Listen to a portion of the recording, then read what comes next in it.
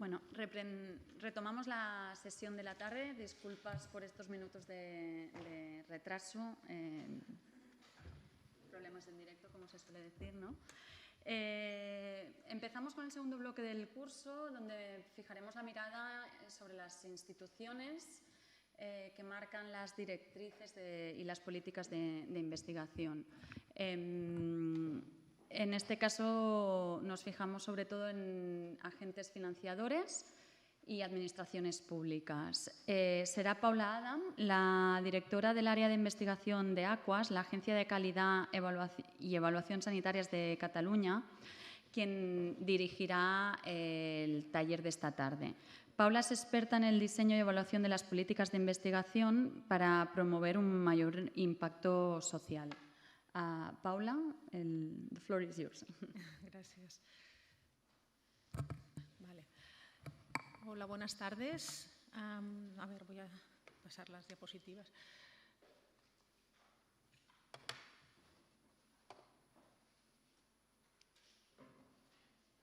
No sé cómo es pasa.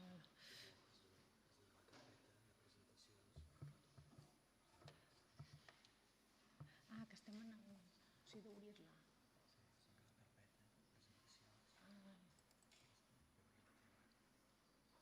Quina és la meva? No. Aquesta? No. És aquesta? Aquesta no és segura. Ostres. Perdoneu, hi ha una...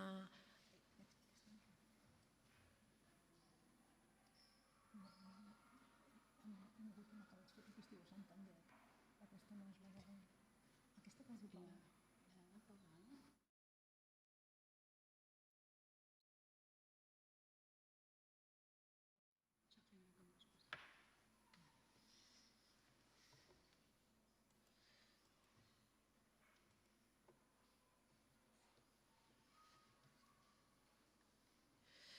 Vale. Bueno, disculpad por esta pequeña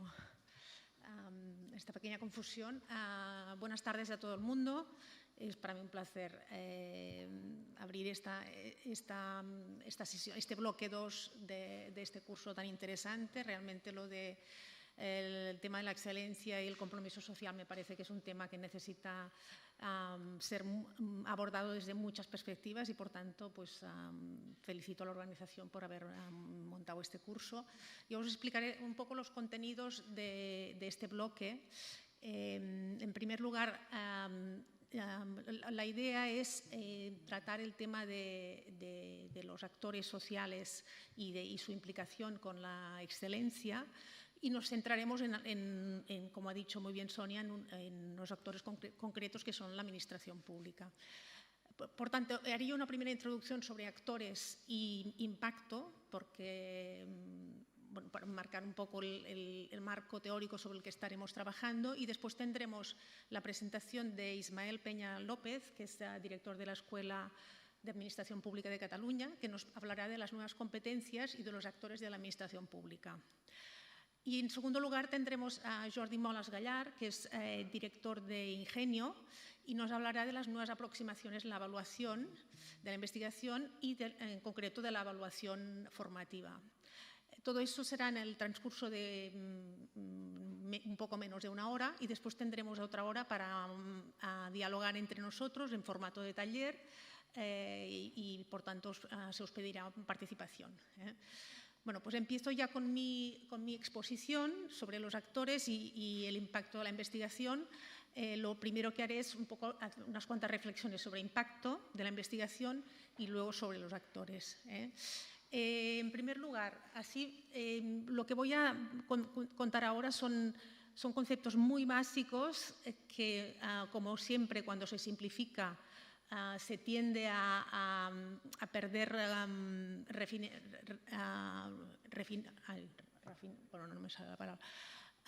finura en el análisis, pero para que nos sirva un poco para marcar qué es lo que todos estamos de acuerdo, que estamos en la misma página, y a partir de aquí la discusión, ¿no? Un pequeño, solo para saber un poco lo que es el Impact Pathway.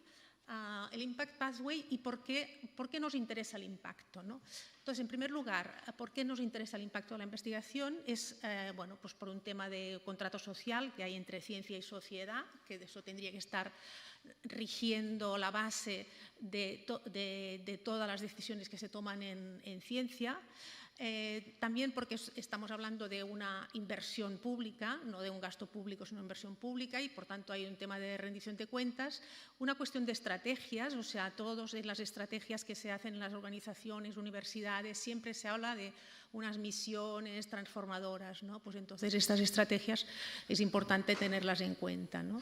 Políticas científicas, ¿no? Y políticas fuera de las científicas, pero que incluyen la ciencia dentro, ¿no? Políticas de salud, política de agricultura. Ahí es importante también tener en cuenta las cuestiones de impacto, ¿no? Porque el impacto en salud, el impacto en agricultura o en educación lleva implícito una política científica, ¿no? También por transformar una ciencia como un motor de cambio o para aumentar el valor de la ciencia, ¿no? Todo esto son otros motivos por los que es importante centrarse en el impacto, ¿no? Otro sería por mostrar el valor de la ciencia, o sea, qué valor aporta a la sociedad, y luego también para analizar, entender y planificar mejor cómo se prioriza y cómo se organiza la ciencia, ¿no?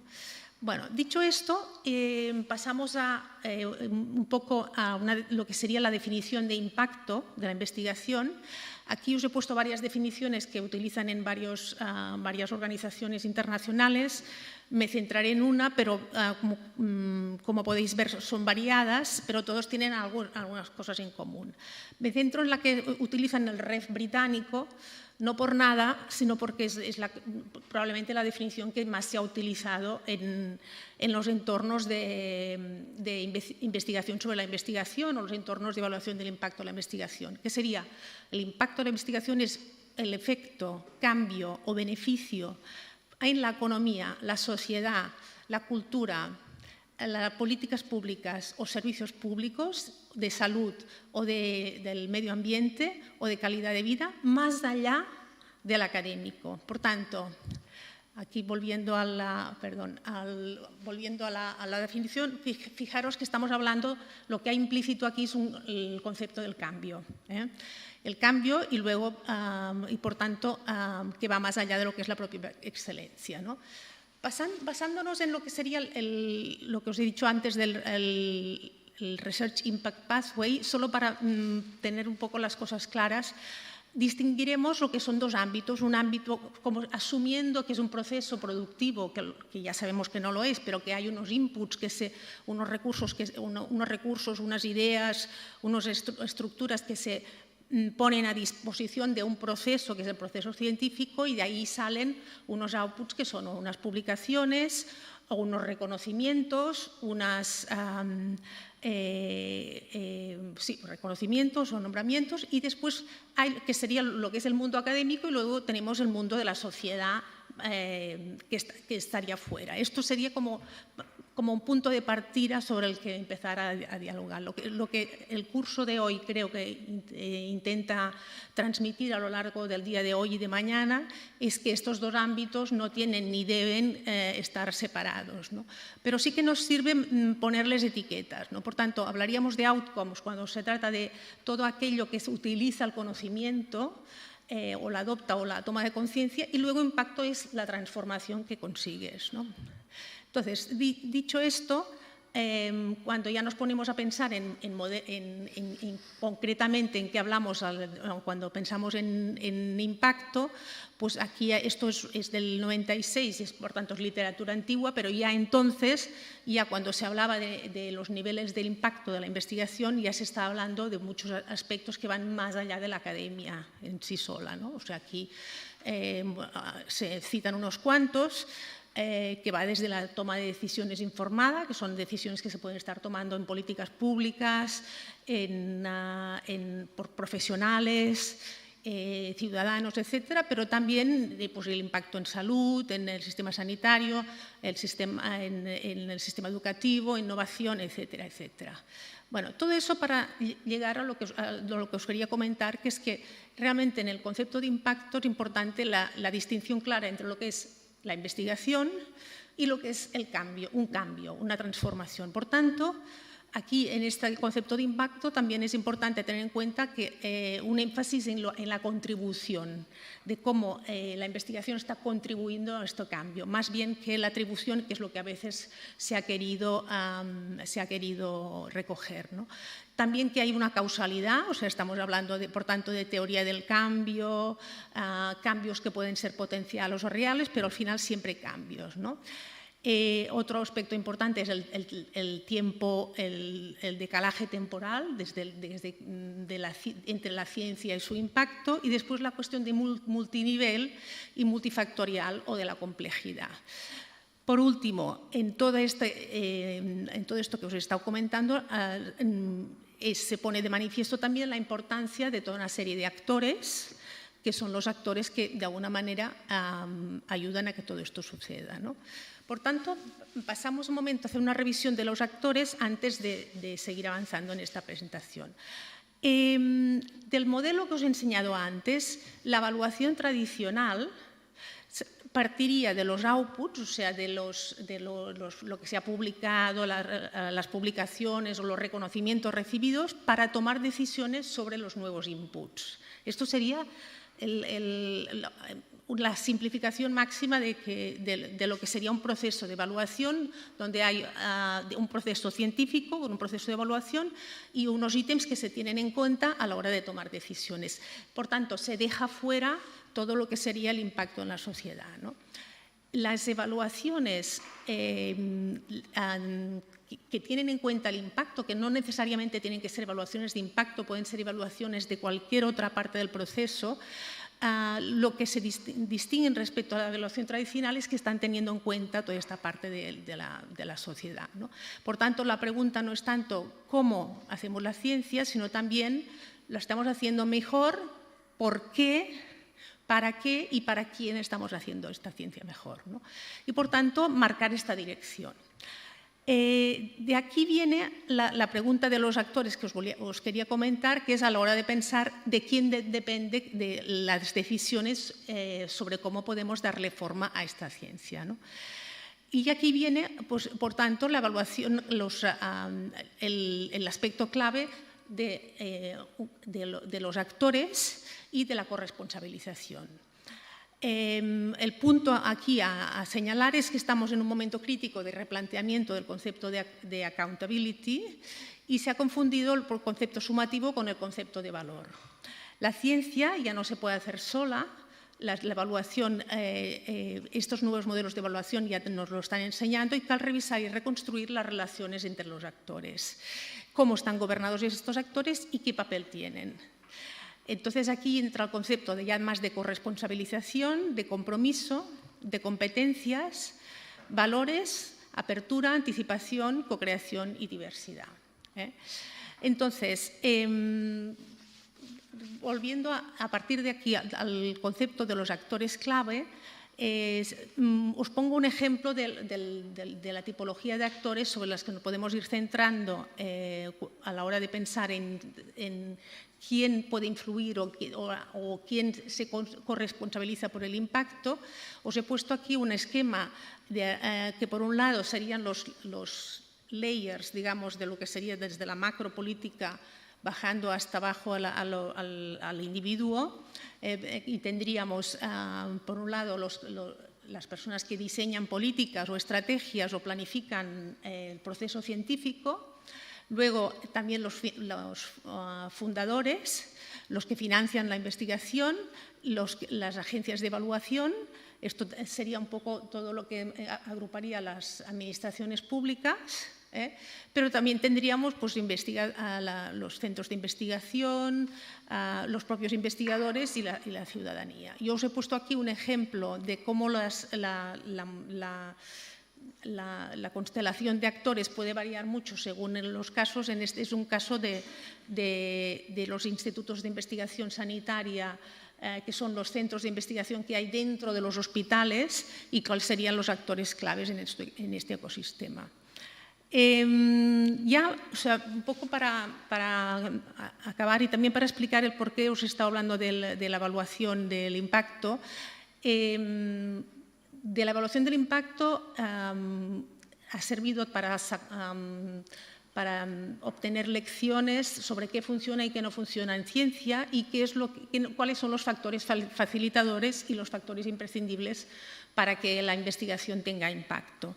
Y aquí este dibujo básicamente recoge las conclusiones a las que se ha llegado desde donde yo trabajo en Aquas, y es que al final los factores imprescindibles para que la investigación tenga impacto son las personas.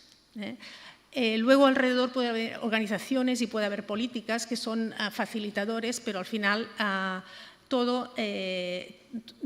la clave está en las personas, ¿no? Y cuando decimos personas nos estamos refiriendo a competencias, a cultura, a valores, a propósitos, o razón de ser y liderazgo, ¿no?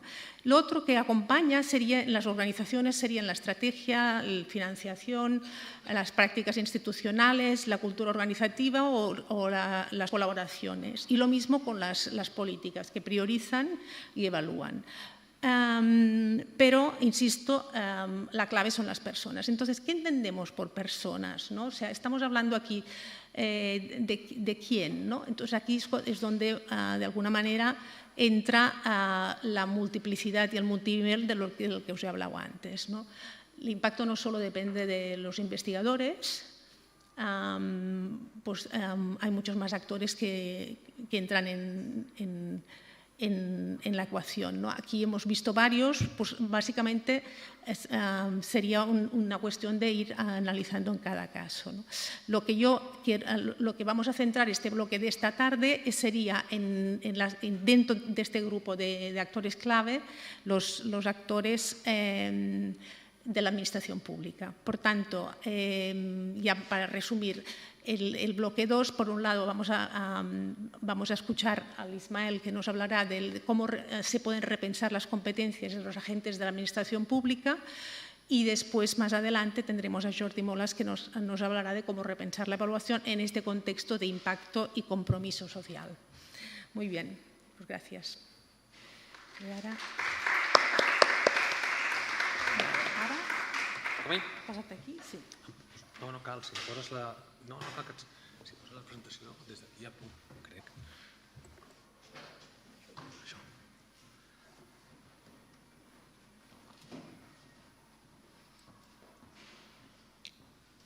La segona.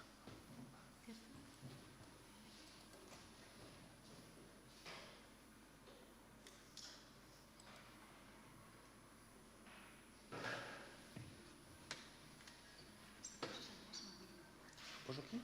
Vale. No, no les passes. Sí? Perfecte. Això com va? Gràcies. Buenas tardes a tothom. Buenas tardes. Yo soy la luz al otro final del túnel. Hay una luz del túnel que dice tenéis que ir hacia allí porque la gente quiere impacto. Y yo soy los que quieren impacto y voy a intentar explicar por qué. Mi intención no es tanto explicar los marcos de competencia, que los explicaré y están ahí apuntados y tenéis 3 bonitos informes de 50 páginas cada uno, por tanto os da para unos días para mirarlos todos, pero como científicos que somos o aspiramos a ser o hacemos ver que somos, intentaré hablar más de por qué hacemos estas cosas, por qué hablamos de impacto desde la administración. También diré, como previa, que en una regresión seríamos unos outliers todavía. No creo que sea hegemónico el tema de la investigación desde la administración en el ámbito que va a explicar. No tanto que hagamos investigación, sino que la solicitamos, que la demandamos. No diré que sea hegemónico, nada más falta hacer el diario para ver cuáles son los márgenes de maniobra o los incentivos que hay en la administración y en la política en este país y en general en todos. Pero me gustaría decir que sí hay una masa crítica ya lo suficientemente informada y fuerte como para que hayamos pasado un punto de inflexión. Insisto, si hacemos el zoom out, la recta todavía se ve así, solo cuando haces el zoom in sí que dices, hay un cambio. Lo digo porque cuando vaya hablando pensará que todo es muy bonito y diréis, pues yo no lo veo, yo tampoco, pero creo que se verá y creo que la parte, si queréis, la conclusión o el titular, es que hay una connivencia o hay una visión muy compartida desde fuera de la investigación, digamos, desde esta sociedad que quiere ser impactada o en concreto desde una de esas patas de la cuádruple hélice que es la administración, que dice necesitamos que nos impactéis o que nos dejemos impactar. Y creo sinceramente que estamos en ese punto. Yo creo que también es el punto mágico después de pues, abrir la investigación, hacer formas de evaluación de la investigación de otra forma que no solamente el impacto en los journals de primer cuartil, etc. Creo que esa reflexión está teniendo su espejo en la administración. Entonces, hago esa gran primera introducción para decir, creo que sí que hay una mano al otro lado que se va a tocar y como mínimo puede haber mucha complicidad a la hora de establecer colaboraciones y estrategias compartidas para que esto sí en un futuro a lo mejor sea hegemónico. Para explicaros el porqué de por qué la administración decimos que sí, que queremos hacer innovación y que no es solamente porque sí hay departamentos ad hoc estratégicos que hacen, digamos, financian investigación, no va de esto. Os pongo un esquema que, de nuevo, es más teórico que práctico, pero es una reflexión que llevamos en el mundo hace muchos años, pero sobre todo a partir del año 2000 y más desde el 2008, donde en cierta forma se acaban dos periodos, o tres o cuatro. Hay un periodo, el periodo keynesiano de la Segunda Guerra Mundial, que parece que se termina, y el periodo que viene después, el neoliberal, o llamadle como queráis, también se acaba de terminar. Y parece que no tenemos un reemplazo para esos dos modelos económicos, y eso hace que haya una gran crisis en lo que es la administración pública, donde esta vez sí por fin ve superado su modelo, llamarle napoleónico, llamarle weberiano, con el que hemos funcionado 200 años. Y que ha funcionado muy bien, por eso estamos lo que estamos aquí, educados, etcétera, pero que acaba. Es un modelo, es el de la izquierda, centrado en el procedimiento, lo que se llama el proceso administrativo, y que rige absolutamente todo. Sí, en el centro ponemos un permiso de obras, o ponemos el cálculo de la plusvalía de la transmisión de bienes inmuebles en el ámbito municipal. Seleccionamos a las personas en función de su memoria, sí conocen ese procedimiento, y ahí es donde las famosas oposiciones que se saben de memoria, la Constitución, el derecho administrativo, etc. El tipo de formación que hacemos a esas personas es de actualización. Cuando el legislador, el Congreso, cambia una ley, actualizamos el conocimiento de esas personas y los devolvemos a su sitio para que sigan aplicando mecánicamente ese procedimiento. Ahí el margen de innovar o de pensar es cero. Aquí quien piensa es el legislativo. Cambia la norma cuando hace falta. A lo mejor el legislativo sí se informa a través de la academia u otros sabios sobre qué hay que hacer, pero la administración no innova. En general, hablo ahora, simplifico muchísimo, pero no se espera que innove porque lo que se espera de la administración es que aplique el procedimiento administrativo y punto. Se lo sabe de memoria, lo aplica. Si cambia el proceso, lo actualizamos en nuestra escuela. No hay movilidad porque uno está en su cajón, en su silo competencial, y si uno hace educación, y si hace justicia o hace agricultura, hace esas cosas. No hay transmisión de conocimiento para nada, no se le espera, es aplicar el procedimiento. No hay movilidad vertical, no hay movilidad horizontal, etcétera, etcétera. Simplifico mucho, pero en realidad hemos funcionado así los últimos 200 años en general.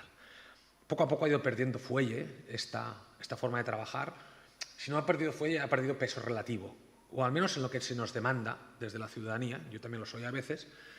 Se demanda que el sistema no se dé por descontado como una variable exógena. Se quiere que el sistema sea una variable endógena y que se intenten cambiar las cosas. Se le pide a la administración, en un mundo, lo decía antes Sonia, en un mundo complejo que se pide cambiar las cosas, que hay gestión del cambio, hay una teoría del cambio. Eso no sirve, este procedimiento tan administrativo. Se nos pide que, y perdonad la simplificación extrema, que en lugar de dar becas comedor a los niños pobres que van a clase, lo que hagamos sea acabar con la pobreza infantil. Ya sé que una cosa es un instrumento de la otra y viceversa, pero no se le pide tanto a la administración que dentro de un sistema que viene dado, que está fijado, haga cosas, sino que sí puede ser que cambie ese sistema, que cambie los determinantes de que haya pobreza, los determinantes de la desigualdad, los determinantes de la homofobia, los determinantes de que cambie el sistema. Ahí ya no sirve el procedimiento, porque lo que queremos es un procedimiento ad hoc para cada caso, que le llamamos política pública, le llamamos servicio público. Ahí es donde cambian todas las reglas del juego. El talento pasa en primer plano, ya no es el procedimiento. Seleccionamos en función a competencias, a habilidades, a funciones. Lo que hacemos a la hora de formar también cambia muchísimo. Vamos a hacer un desarrollo de esa persona o de ese profesional a lo largo de toda su vida profesional. No es vienes aprendido de casa o de las oposiciones y ya sirves para siempre. Lo que queremos es que se va desarrollando en ese mundo complejo, que trabaje en equipo, que trabaje por objetivos, que busque impacto, y de ese impacto, pues los resultados que conducen al impacto, y qué actividades conducen los resultados que conducen al impacto, y qué recursos hay que... Cambia todo. Y ahí es donde generar conocimiento pasa de ser una cosa totalmente residual. Se podía utilizar para mejorar algún proceso de hoy, si informatizamos esto, en lugar de un formulario de papel lo hacemos en un PDF que se rellena, ¿está mejor? Ah, pues sí, innovación. Pasamos a poner en el centro la creación de conocimiento porque es fundamental. En ese sistema, insisto, complejo, con múltiples actores, como decía Paula, con impactos colaterales, con wicked problems que es muy difíciles incluso de diagnosticar, necesitamos personas que tengan capacidad de diagnosticar lo que está pasando. ¿Cómo le llamamos al problema de la vivienda? ¿Es de la vivienda? ¿Es de la ocupación? ¿Es de la financiarización? ¿Es de cuál es el problema? ¿No? ¿Del turismo? ¿De la gentrificación? Porque tiene muchas palabras, quedarse sin casa.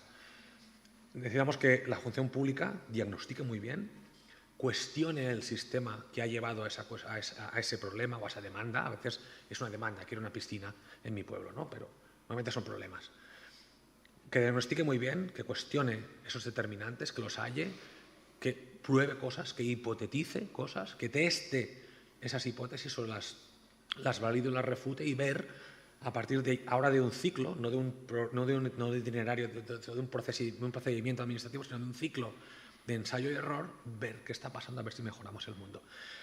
Ahí es donde la innovación, el desarrollo de las carreras profesionales, la investigación, son absolutamente centrales. Hago paréntesis, ahora diréis, este señor, ¿de qué administración está hablando? Yo no lo he visto nunca, yo tampoco todavía, solo en algunos casos.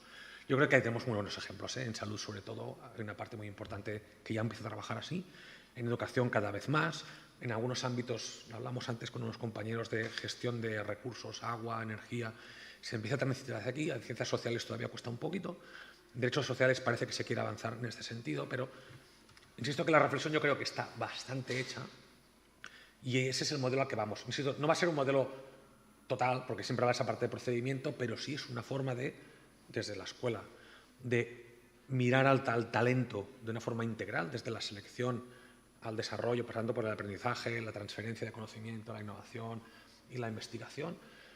Se ve de una forma muy distinta y ahí es donde decimos, ostras, tenemos que capacitar a nuestros trabajadores para que sean capaces de interlocutar con vosotros.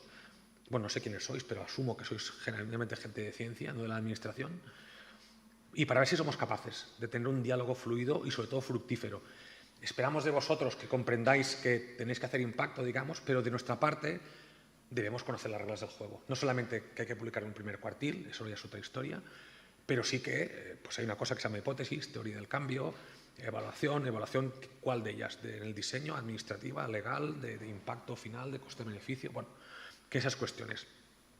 Hemos publicado, ya hablo como un investigador, hemos hecho una reflexión que ha durado unos 4 años, estamos a punto de más o menos terminarla para ponerla en funcionamiento de forma masiva a través de, si podemos, el año que viene, crear un laboratorio de innovación en la gobernanza, etcétera, etcétera. Ahora no voy a vender mi libro, voy a vender estos. Pero la idea es, ostras, ¿qué tendríamos que hacer, sobre todo con altos mandos, que son los que toman las decisiones más importantes, pero, insisto, a todos, ¿qué tendríamos que hacer para hablar el mismo lenguaje que la investigación y que los centros de investigación y los centros de transferencia? Con estas 3 cosas, la primera es el ámbito, digamos, dentro del sector profesional que sea, ¿cuál es? Perdona. El ámbito, digamos, de la dirección, que es el que toma decisiones, ¿cuáles son las cosas que debe tener en cuenta? En el fondo le podéis poner otras palabras. En el fondo es diseño, no se hace mucho, es programación, es teoría del cambio, es evaluación de los impactos, de los resultados, es tener una visión de que necesito generar conocimiento, necesito diseñar, necesito diagnosticar, necesito testear, necesito evaluar, necesito con esa evaluación realimentar el proceso. No sucede, insisto, en la administración. En la administración el proceso es, tengo un presupuesto este año, intento gastarme el máximo y el año que viene, ¿qué me ha quedado por hacer? ¿Qué querría yo hacer de más? Y vuelvo a pedir dinero para hacer cosas. La idea, digamos, de trabajar, de hacer cosas quiere decir, porque tramito licencias de obras, o tramito licencias de terrazas, o tramito libros de familia. Eso es la concepción antigua, por tanto, esta cuestión no entra. Insisto, aunque pueda parecer un poco paradójico, pues no entra esta cuestión de, si queréis, el Research Evidence Policy o el Evidence Based Policy, etcétera, etcétera, no es todavía moneda de cambio. Pues esa es la primera parte, es decir, oye, directivos, hacer con esa teoría del cambio, incorporar la evidencia empírica, leed, para planificar estratégicamente y a partir de ahí hacer cosas. Y si hacer cosas habrá esa concurrencia de actores que ya no están solo en la administración, ya no están solo en el BOE o en los boletines oficiales de los parlamentos, etcétera, etcétera, sino que están fuera, están en la sociedad civil, que muchas veces ayudan a diagnosticar mejor que nadie, están en la academia, que tienen grandes teorías, grandes marcos, que han podido contrastar, que te dan diferentes casos y te ven qué validez tiene cada uno de ellos, etcétera, etcétera. Tienes diferentes actores. Y esa primera parte con los directivos es poneos las gafas del investigador. La segunda cuestión es, para todos los equipos, el sistema no viene dado. Este es el marco de competencias que hicimos de la innovación en la administración, y lo que viene a decir son básicamente 3 cosas muy simples, ¿eh? De ahí no lo veis, como están publicados los podéis luego descargar y luego PDF también, PowerPoint, pero dice básicamente 3 cosas. Una, tú estás aquí para cambiar la vida de la gente y si puede ser a mejor. Por tanto, tienes que tener en cuenta el diagnóstico, tienes que tener en cuenta la evaluación final. No solamente si has hecho el trámite, no solamente si te has gastado 1.000 millones de euros en X, sino esos 1.000 millones, si los hubieses quemado en la hoguera, ¿hubiese pasado lo mismo o sería distinto? Pues sí, puede ser que sea distinto, ¿no? Entonces, en esos 3 grandes ámbitos, uno es este, es cómo vas a medir lo que estás haciendo, qué acciones vas a tomar. Acciones basadas en qué? 2, en repensarte a ti mismo todo el rato. Es decir, no tomes tu organización por dada, ni a nivel de equipos, a nivel de funciones, a nivel de competencias, ni a nivel de organización, a nivel de gasto, a nivel de... sino cómo vas a adaptarte a las demandas que te vienen de fuera. Entonces, a esa acción le corresponde reaccionar de forma orgánica. Es decir, cómo cambias tus propios procedimientos, tu forma de tomar las decisiones, tu forma de planificar, en función de esas acciones que has tomado y el retorno que te han hecho. Y lo demás arriba, que insisto, os parecerá muy obvia, pero en la administración no lo es no estás solo en el mundo. No estás solo quiere decir que no estás solo tú tramitando tus cosas. Yo es que tengo mi puesto de tramitador de cosas y las tramito y ya está. No, tienes un equipo que cada vez será más transversal o multidisciplinar, que será alimentado de varios sitios con distintas funciones, que puede ser en la misma disciplina, pero desde distintos ámbitos, de la administración, sector público, privado, no lucrativo, etcétera, etcétera. Entonces, ¿con qué actores estás trabajando? ¿Qué te aporta cada actor? Y cómo tu administración, que sueles tener el poder de convocatoria, el poder de ejecutar presupuesto y sobre todo el poder de hacer norma, ¿cómo vas a hacer que esos concurran a ese proyecto sobre el que vas a actuar y que hará que cambies, etcétera, etcétera? El mundo cambia, la administración se le requiere cada vez más pensar con el sistema como una variable endógena y no exógena, por tanto que se puede incidir en ella, que hay que incidir en ella. Uno, directivos que tengan en cuenta que ya no aplican solamente un procedimiento, sino que tienen que cambiar la forma de trabajar e incorporar la creación de conocimiento en general. 2, personas en general, trabajadores en general de la administración que tienen que incorporar como mínimo la vista de la innovación. Es decir, que todo es mejorable, o dicho de otra forma, que tenemos que tener procesos de reflexión consciente y estratégicamente explícitos de evaluar sistemáticamente lo que hacemos para cambiar el procedimiento, ver qué actores trabajan y concurren en ello y volver a actuar. Y por último, la parte más de investigación, que en el fondo es muy parecida a la anterior, pero le llamamos investigación abierta o colaborativa, etcétera. Insisto, parece una redundancia porque debería ser así, pero la administración que siempre trabaja en forma de silos, siempre trabaja por competencias, reforzar mucho esta idea de que hay que abrirse. En este caso hay 3 grandes ámbitos, una parte personal, y también está más a directivos, no va tanto a técnicos, pero de nuevo, está abierta a todo el mundo de ¿qué está pasando fuera de mí? Por eso esa visión holística. ¿Qué pasa fuera de la administración? ¿Qué pasa con ese grupo objetivo al que quiero llegar y al que le quiero cambiar la vida? Si puede ser para bien.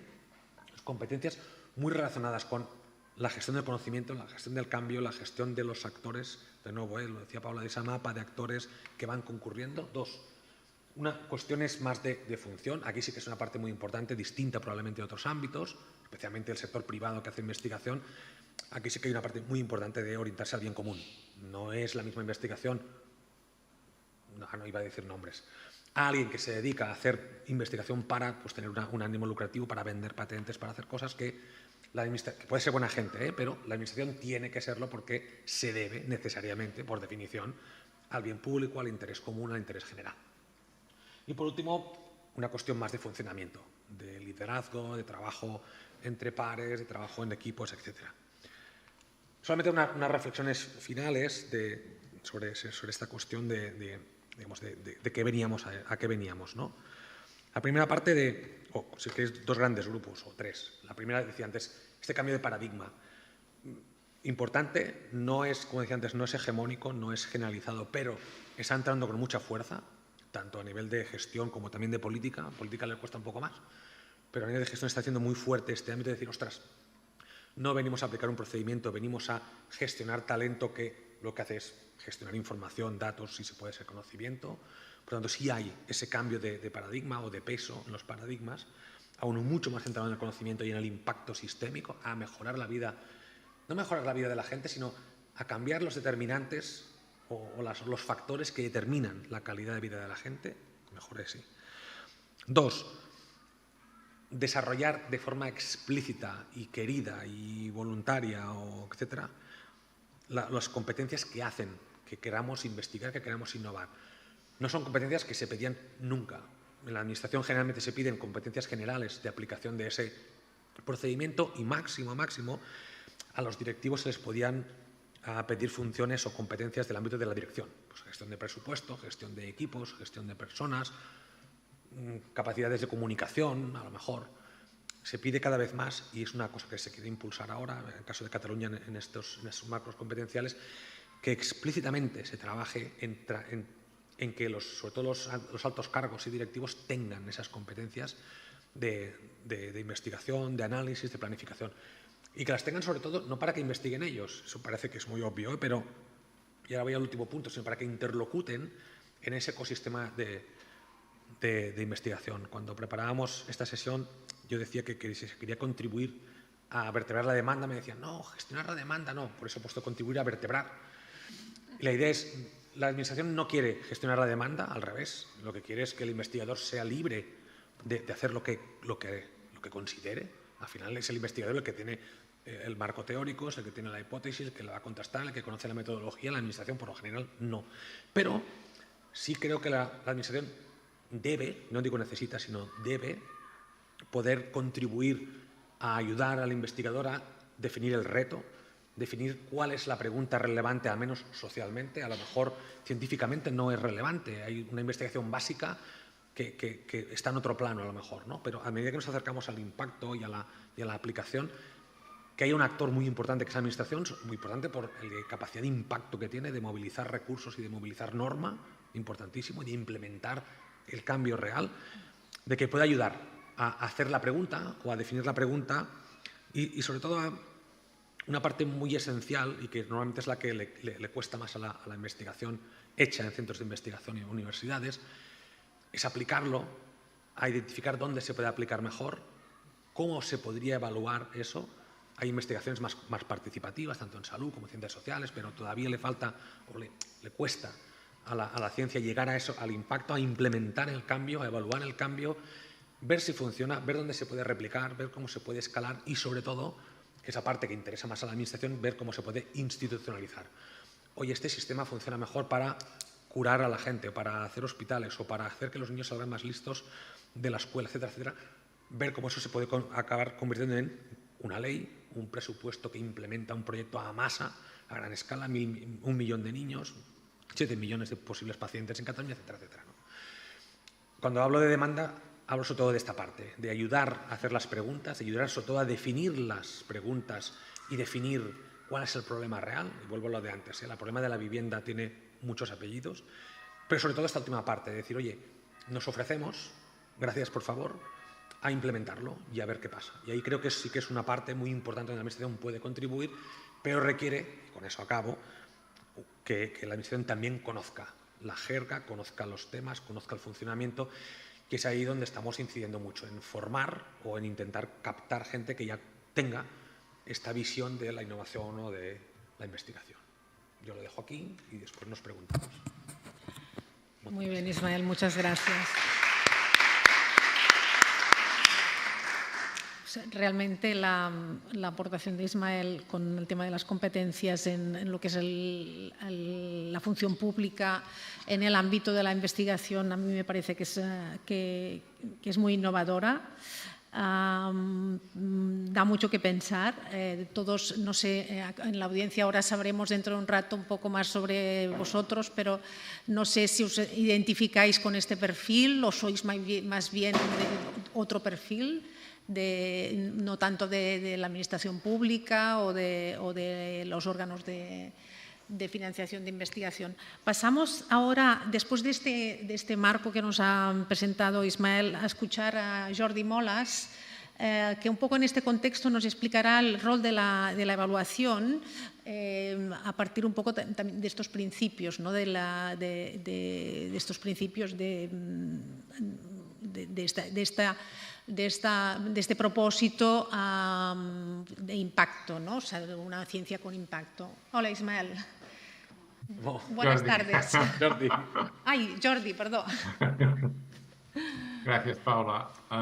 Sí, yo lo que voy a decir desde un ángulo muy diferente, pero se parecerá bastante a lo que... ¿Me oís bien? Lo que veo, ¿sí? ¿Se me oye? No se me oye. ¿Sí? Sí. Ok. Sí. Pues desde un ángulo diferente se parecerá bastante a lo que Ismael y Paula han explicado. Mi argumento es que el enfoque, la aproximación a la evaluación tiene que estar alineado con aquello que se evalúa. Y si lo que se evalúa cambia, pues a veces nos puede pasar que también tenga que cambiar la aproximación a la evaluación. Y los cambios que describiré son cambios muy parecidos a los que ha descrito Ismael. Entonces, voy a ver si puedo compartir pantalla. Tema de siempre. A ver, ajá. Estamos a ver cómo...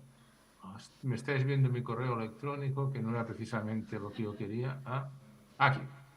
Entonces, yo tomaré como punto de partida el título del curso, Ciencia de Excelencia con Compromiso Social. Y el argumento primero es que esta ciencia excelente está cambiando. Y la forma en que adquiere compromiso social también está cambiando. Está cambiando en tres, un poco una simplificación, pero puede ser que fue algo por el argumento que montaré, me fijaré en tres procesos de cambio que considero esenciales. En primer lugar, la ciencia, la generación de conocimientos se está volviendo cada vez más compleja. Cada vez en todas las disciplinas se está entrando en más detalle en el análisis de procesos más complejos, que significa que las unidades que son analizadas se multiplican, se analizan más cosas y con muchas más interacciones entre aquellas unidades que se están analizando. Entonces, al incrementarse la complejidad, lo que sucede es que el investigador se está especializando cada vez más en parcelas específicas de trabajo o de técnicas de investigación. Al ser especializado y el proceso y el tema de investigación continúa siendo los que han sido siempre, pero son más complejos, tiene interacciones con todo lo que le rodea, este tipo de trabajo especializado necesita hacerse en equipo. Y estos equipos cada vez son más grandes. Entonces tenemos esta creciente focalización, centralización en el tema de cómo se organiza y se gestiona ciencia en equipo, el team science. La ciencia excelente tiende a ser ciencia que se hace en equipos y muchas veces en equipos muy grandes. También conceptos que hoy día están en el candelero, como la ciencia abierta, representan un aspecto de esta forma colaborativa de generar conocimiento. Lo que hace los procesos de ciencia abierta es abrir el proceso de generación de conocimiento compartiendo datos, compartiendo métodos, compartiendo evaluaciones, compartiendo resultados, de forma que haya una comunicación fluida que permita generar de forma colaborativa nuevo conocimiento. Entonces, el primer elemento de este cambio es que el incremento en la complejidad nos lleva a una mayor importancia de la ciencia en equipo. La segunda es la intensificación de los procesos de innovación. O sea, las cosas cambian cada vez más rápido. Han habido ejemplos recientes que se deben a la situación de crisis que generó COVID, pero la increíble rapidez con la que se generaron nuevas vacunas y terapias se explica por la situación de emergencia, pero ha dejado memoria en el sistema.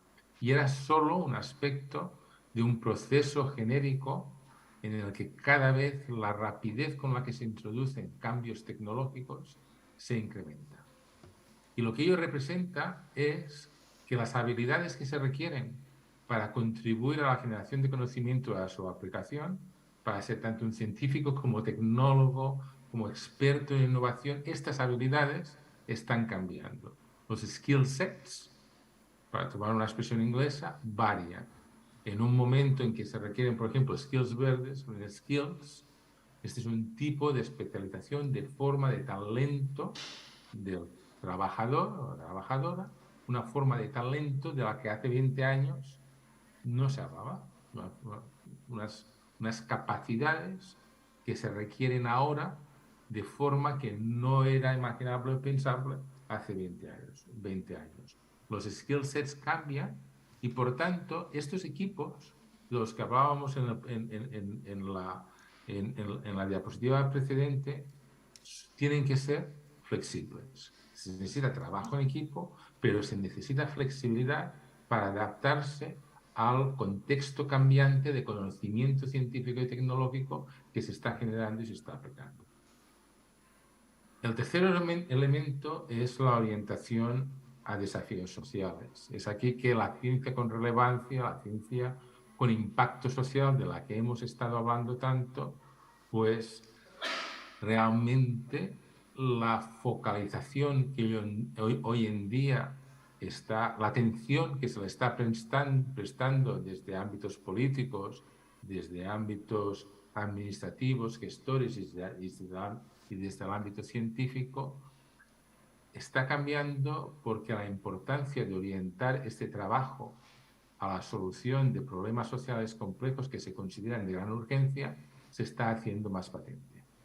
Y estos problemas, al ser problemas de gran magnitud, no son solo problemas tecnológicos.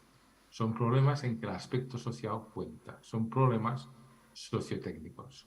Son problemas en que si nosotros queremos afrontarlos con cierto éxito, necesitamos de la participación activa de aquellos actores que juegan un papel en la generación y la solución del problema. Si nosotros tenemos que cambiar los sistemas de movilidad en una gran ciudad y apartarnos del uso de vehículos con motores de combustión, necesitamos una colaboración, una participación de aquellos actores que son parte del problema de su futura solución. Los ciudadanos que usan coches, por ejemplo. Y esta participación del usuario y lo que antes se entendía como usuario y beneficiario de la investigación, que antes estaba, digamos, al final de la cadena, ahora, al ser el problema que se está afrontando de carácter sociotécnico, tiene que integrarse de forma más plena en el proceso de generación de conocimiento. Estos equipos, cada vez más grandes, cada vez más importantes, cada vez más flexibles, tienen que ser cada vez más diversos. Y aquí es donde entran conceptos como los conceptos de co-creación, de los que se han hablado ya Ismael, por ejemplo, conceptos de ciencia ciudadana, que creo que es un tema que se tratará mañana.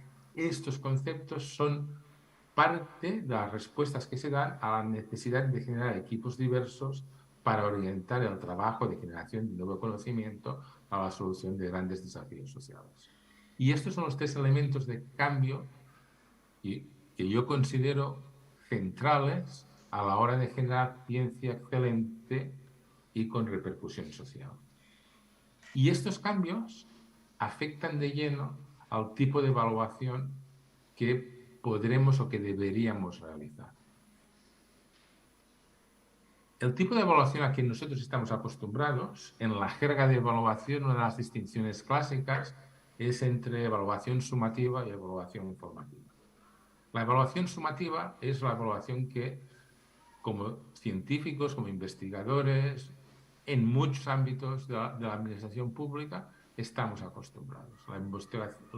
La evaluación sumativa se realiza cuando una cosa ya ha pasado, mirando hacia atrás. Hemos conseguido los resultados que se esperaban. Esta inversión en un proyecto de investigación ha generado aquello que había prometido que se iba a generar.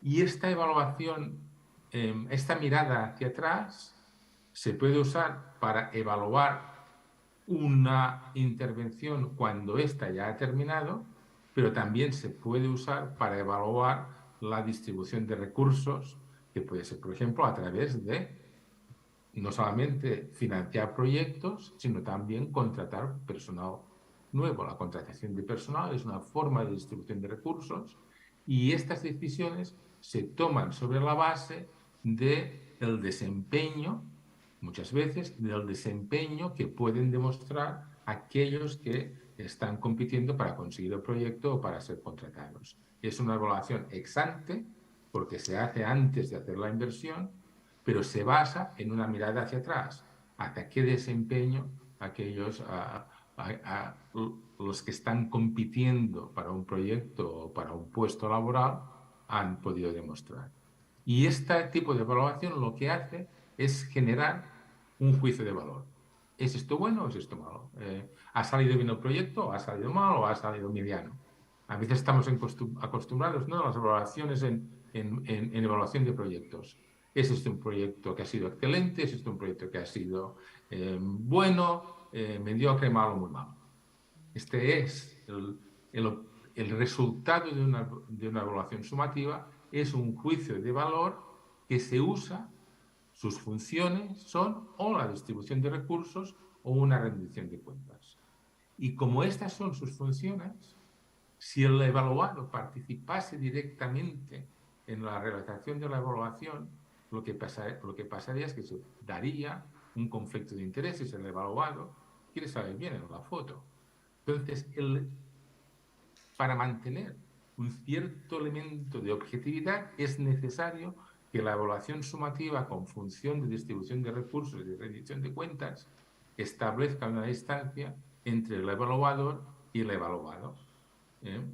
Lo dijo hace poco, creo que la directora de la NECA, ¿no? La evaluación buena es aquella evaluación que mantiene distancia del investigador evaluado. Y ello supone que estoy separando funciones, de forma muy parecida a la que explicaba Ismael hace solo un momento. El evaluado y el evaluador son tareas diferentes que realizan actores diferentes, pero también aquellos que son evaluados, nosotros tenemos que tener criterios específicos relacionados con su función que nos permitan evaluar a aquellos individuos. Por tanto, tengo que definir a quién estoy evaluando y definirlo de forma que sea claramente identificable.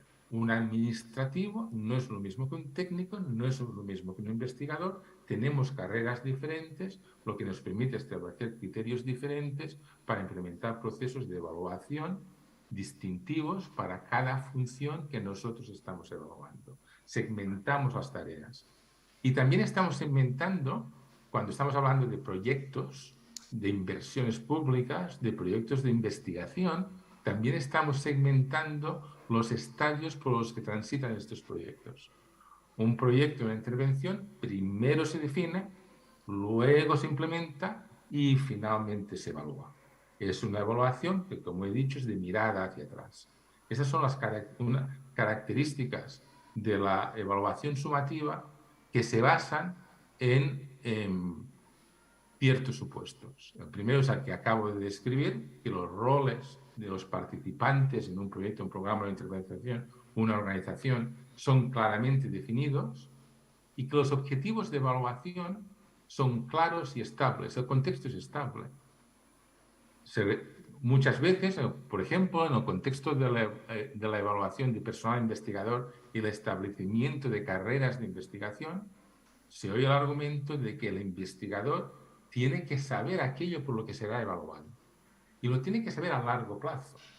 Yo no puedo meterme ahora a hacer, no sé, una Ramón y Cajal, un postdoctorado, si me cambian los criterios de evaluación cuando tengo acceso a la plaza.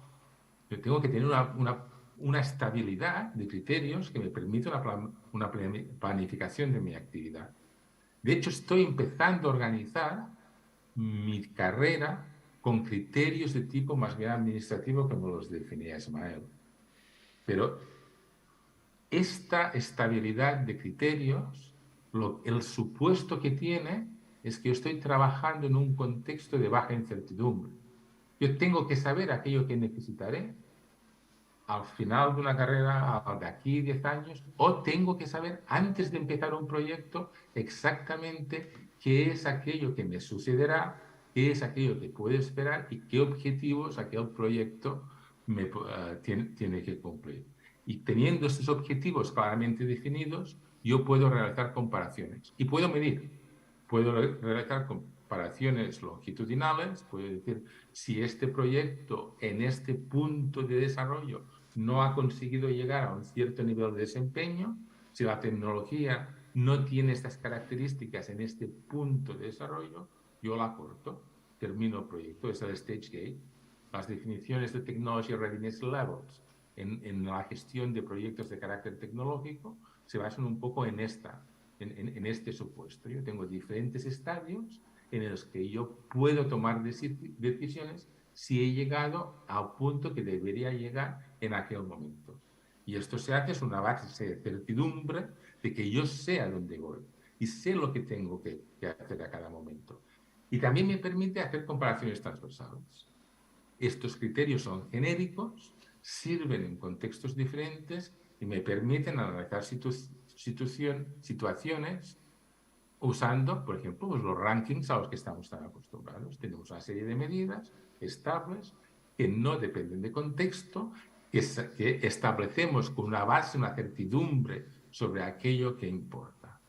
Y todos estos elementos, que son supuestos sobre los que yo estoy realizando evaluaciones de tipo sumativo, son de hecho supuestos que encajan muy bien con el tipo de gestión administrativa que Ismael estaba describiendo hace poco.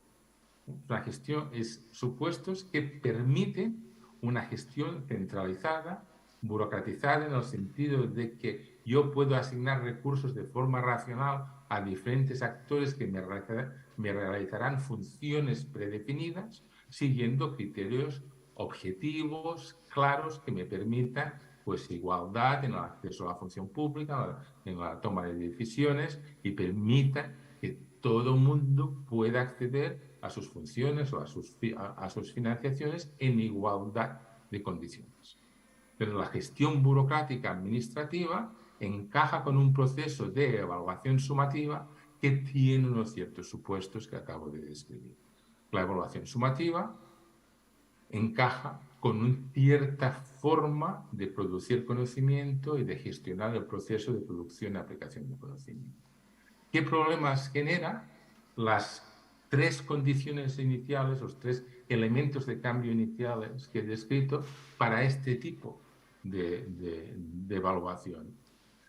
Hemos dicho que la segmentación requiere roles claramente definidos. El técnico es el técnico, el administrativo es el administrativo, el científico hace ciertas cosas y los ciudadanos pueden hacer ciertas cosas, pero no se pueden meter en la definición pongamos, de un proyecto de investigación.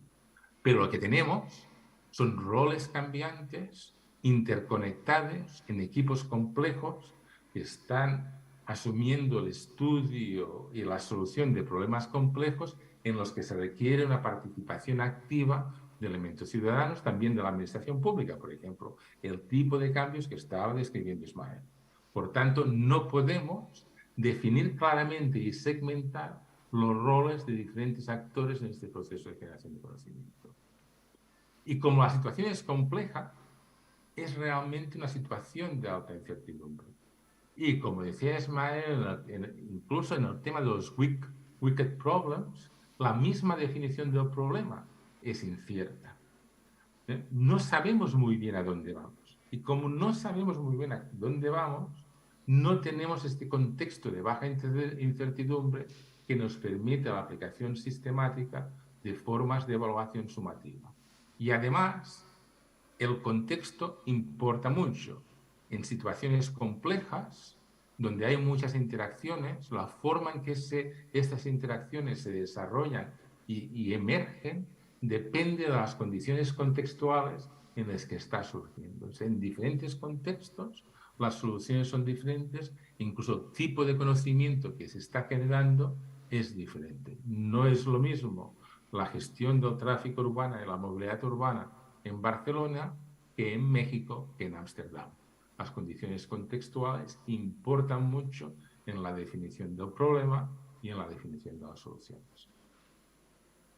Entonces, si los supuestos de la evaluación sumativa se vienen cuestionados por los procesos de cambio en la generación y aplicación de conocimiento, ¿cuál es la alternativa? Y la alternativa es en el desarrollo de aproximaciones formativas a la evaluación. La evaluación formativa es otra forma de hacer evaluación que es necesaria aplicar si el tipo de problemática que nos enfrentamos es una problemática compleja como la que acabo de describir.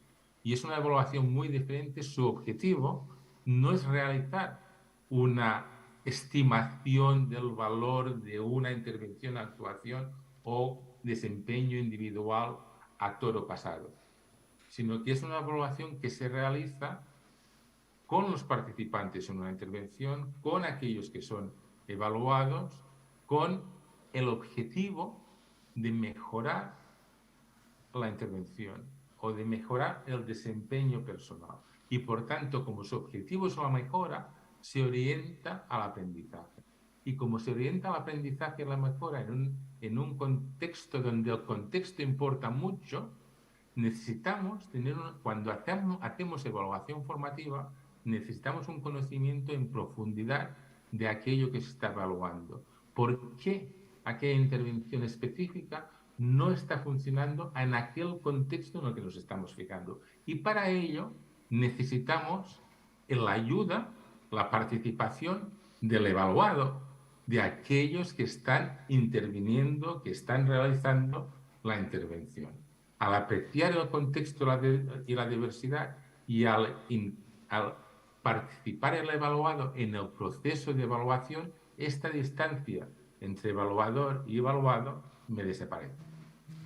Los evaluados, al fin y al cabo, se analizan a sí mismos. El papel del experto en evaluación no es emitir un juicio, es asistir, ser facilitador de un proceso de aprendizaje.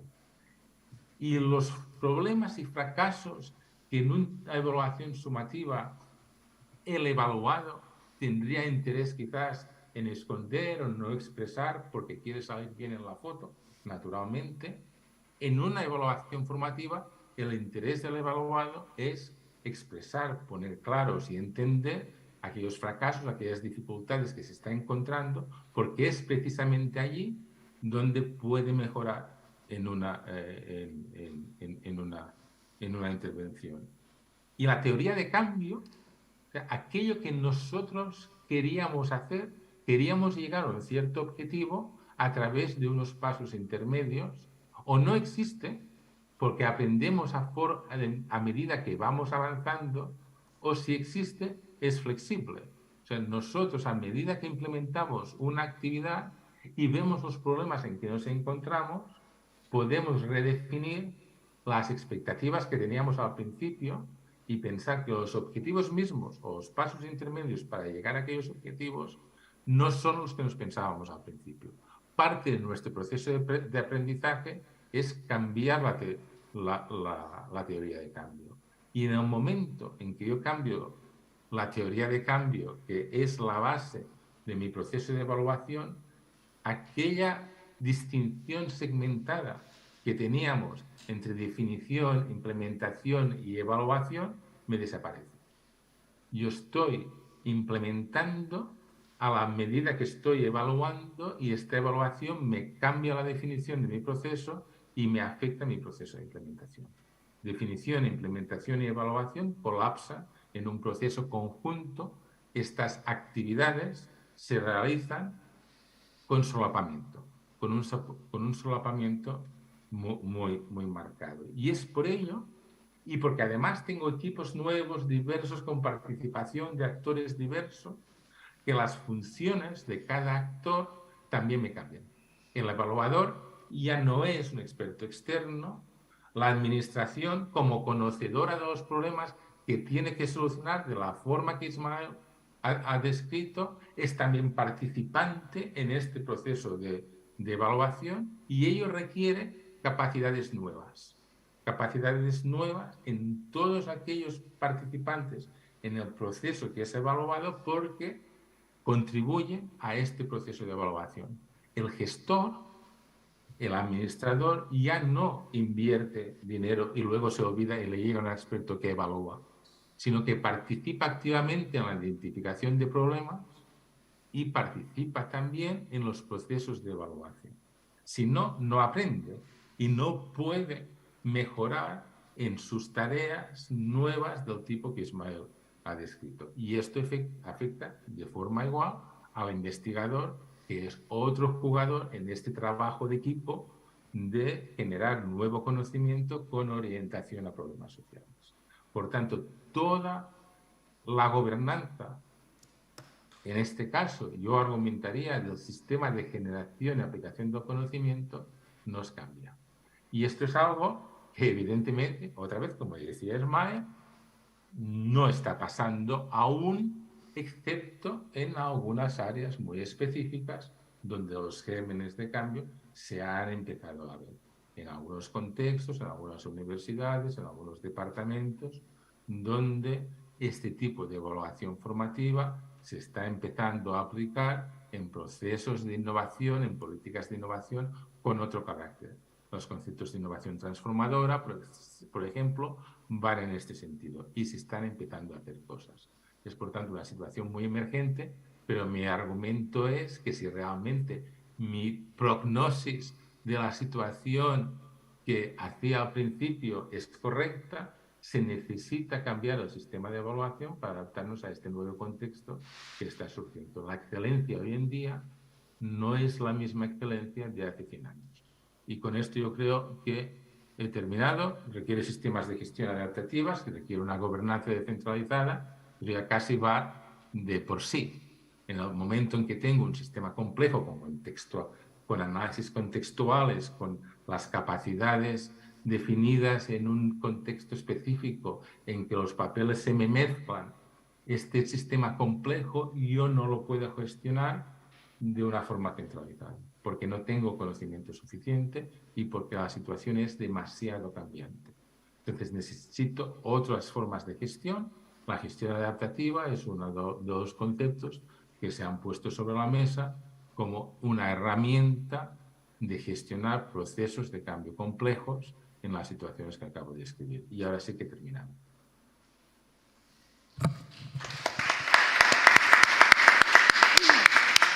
Y dejo de compartir. Y no os oigo. Muchas gracias, Jordi. Se nos está tirando el tiempo encima. Antes de pasar al taller, ¿alguien tiene preguntas concretas sobre lo que se ha expuesto o pasamos ya a lo que es compartir entre todos un poco las reacciones a lo que se ha expuesto? ¿Alguien tiene alguna pregunta concreta? Vale, pues si os parece vamos a hacer un poco de dinámicas participativas hasta la hora de cierre. Yo quizá os pediría si os podéis acercar un poco más i baixem d'aquí dalt, no? Sí? Clar, el Jordi. Em quedo o no em quedo com ho fem? Però el Jordi podrà veure-lo de... Bueno, era si el Jordi podia veure el que es dirà. Jo havia, a la meva presentació havia posat les preguntes.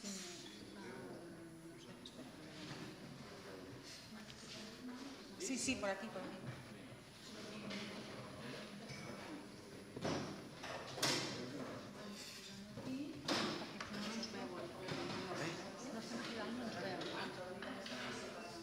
Com funciona això ara? Intensa fer una trucada important?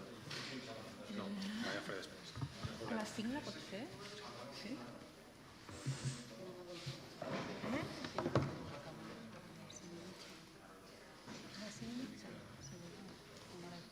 Jo hauré de marxar a les 5 per això.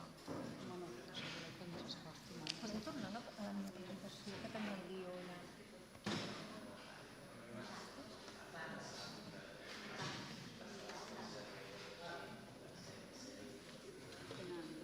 Al final.